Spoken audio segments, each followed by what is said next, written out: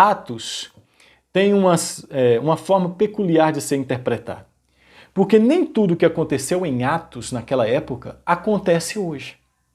E talvez você ouviu isso e isso aí te deu calafrios. Que é isso que Marcos está falando, gente? Te assustou? Mas veja bem esse texto aqui, Atos 8,17. Então lhes impuseram as mãos e receberam o Espírito Santo. O Espírito Santo ele via habitar sobre os crentes em Atos dos Apóstolos através da imposição de mãos dos apóstolos, demonstrando autoridade apostólica. A autoridade apostólica se demonstrada através do Espírito Santo ser dado através deles.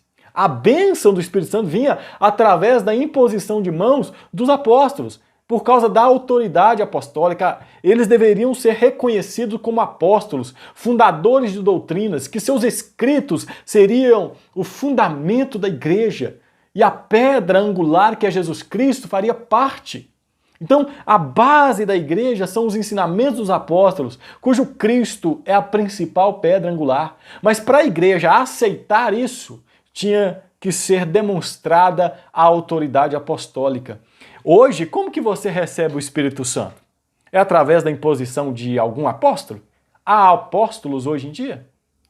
Os apóstolos têm 3 características peculiares do apóstolo. Primeiro, o apóstolo tinha que ter andado com Jesus, em vida ou depois de ressurreto.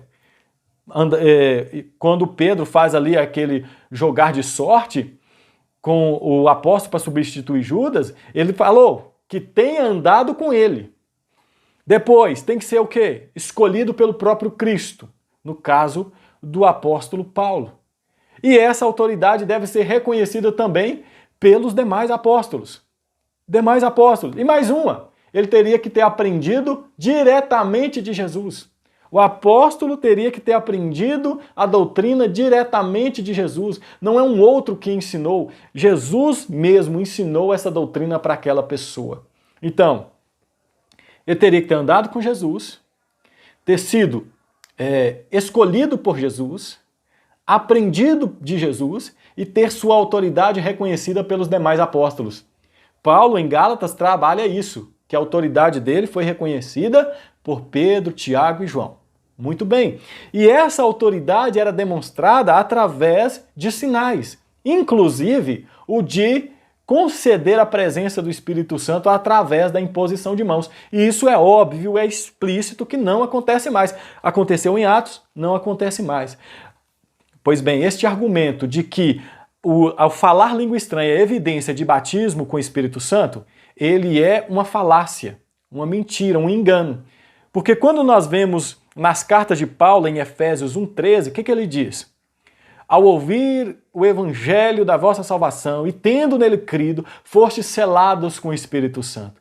Esta doutrina, ela é universal e eterna, para sempre, se aplica hoje. Quando que o Espírito Santo passa a habitar no crente? No momento da fé. Ele crê, ele é selado, segundo Efésios 1,13. Para não necessitar aí de uma imposição de uma autoridade espiritual, pois os apóstolos não estão mais entre nós para nos conceder isso, né? Então, irmãos, esse argumento de que porque aconteceu em Atos tem que acontecer hoje, não é verdadeiro, porque este exemplo que eu vos dei demonstra isso.